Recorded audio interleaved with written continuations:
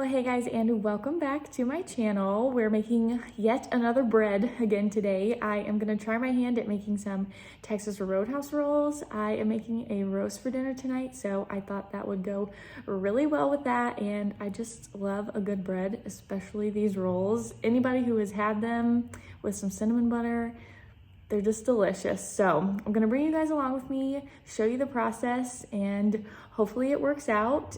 If you see this, then it definitely did, but if not, then you wouldn't know anyway. So I'm gonna go ahead and get into making some rolls. So in your bowl, you're going to add milk,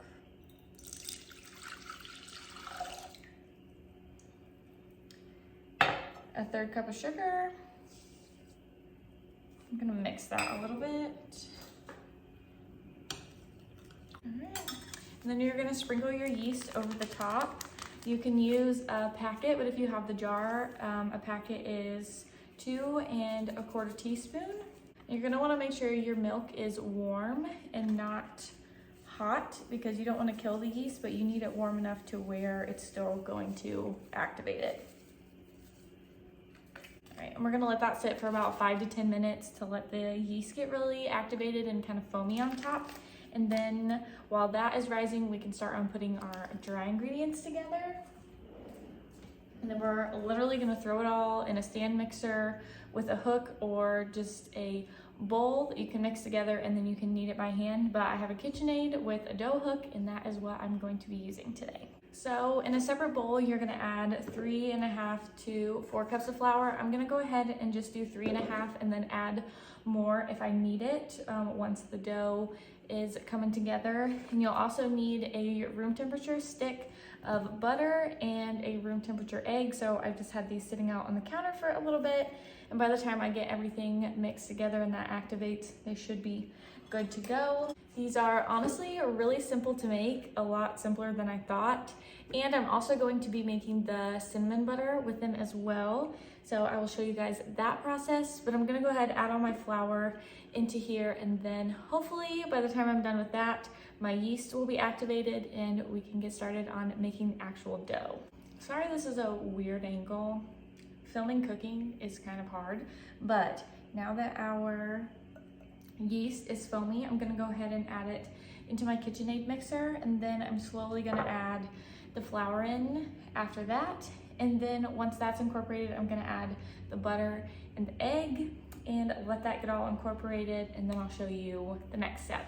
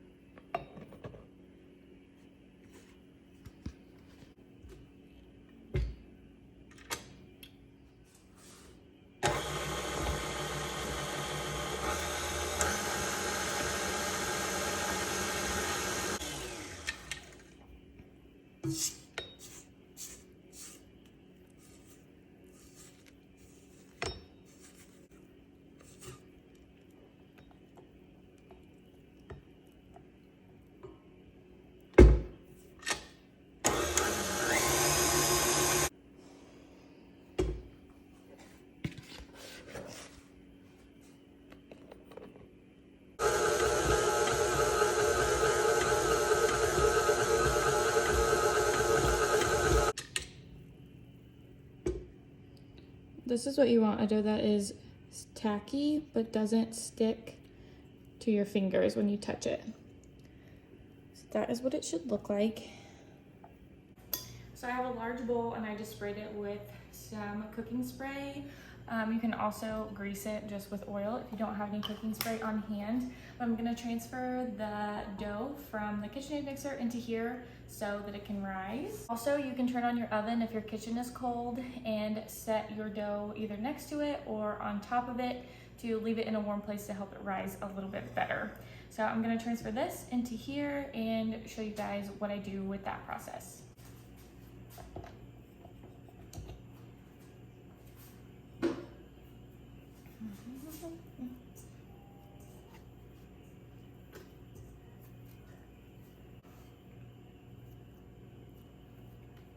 So like I said before, you want your dough to be tacky and not really stick to your fingers. This is just kind of from off the bottom of the bowl.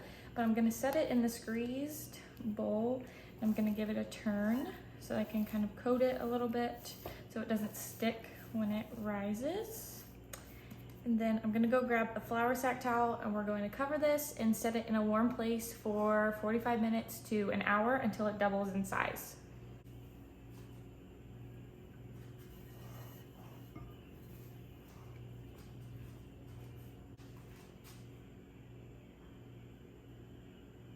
While the dough is doing its first rise over there on the stove, I am gonna go ahead and start on the honey cinnamon butter, and it's actually really simple.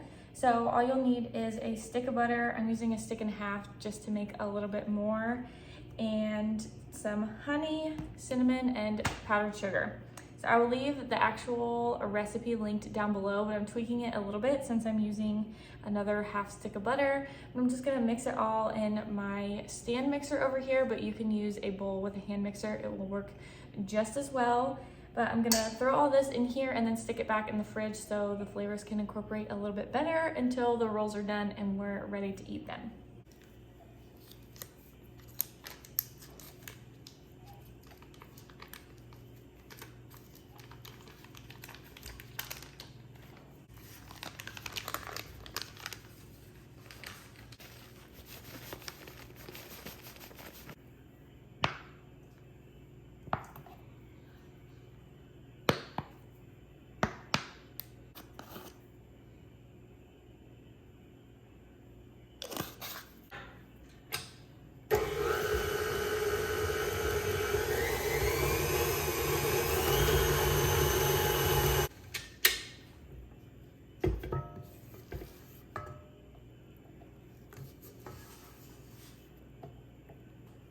Now that our dough has doubled in size, we're gonna punch it down and let it rest in there for a second.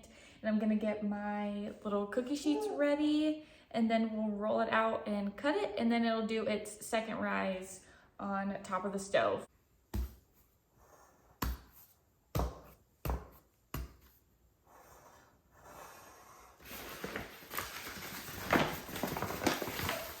Hey!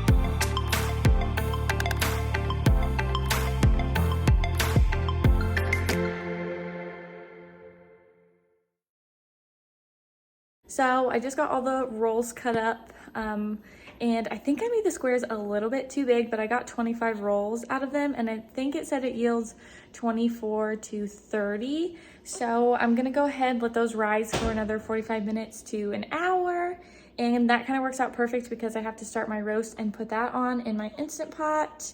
So I will turn you around and show you what they look like, and then I'm gonna cover them with a dish towel and let them rise again. So this is what they look like. Not the cutest, but I'm sure that they will taste really good, and they should double again when they rise, and that'll be the true test. They're already starting to rise a little bit from when I cut them, so I think that's a good sign. But after this, we can bake them, and I cannot wait to eat them because I'm so excited and I hope this works out.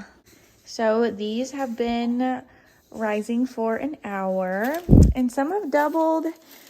These are looking real fluffy and looking really good. And I think these might need a little bit more time, but I'm gonna go ahead and put one batch into the oven. I'm gonna put this one in there because it looks the most ready. I'm gonna bake these for 15 to 20 minutes and then take them out and brush them with some butter. I also have the cinnamon honey butter in the fridge that I made that we can put on top of them when they're done. So in 15 to 20 minutes, we can do a little taste test and see if they actually taste like Texas Roadhouse rolls.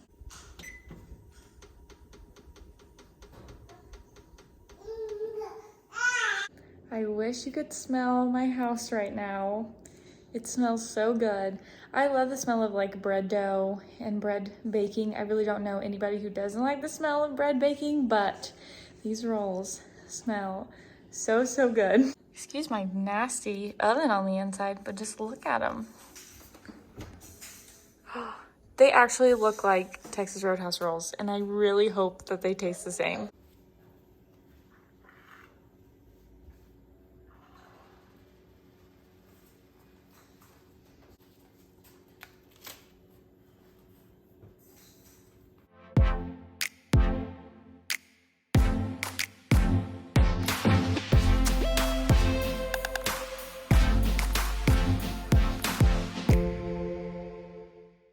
So they are finally out of the oven and they look so good. I brushed the top with some melted butter, and I think I got these a little bit too golden brown, but I already have one that I tore in half. But I'm gonna do a little taste test and the moment of truth if they actually taste like Texas Roadhouse rolls.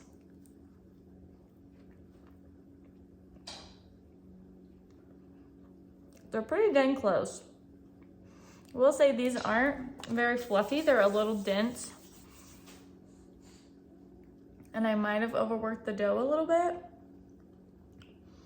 But overall, they're still really good. Especially with the cinnamon butter. That is something that does taste spot on. But these are actually very, very good.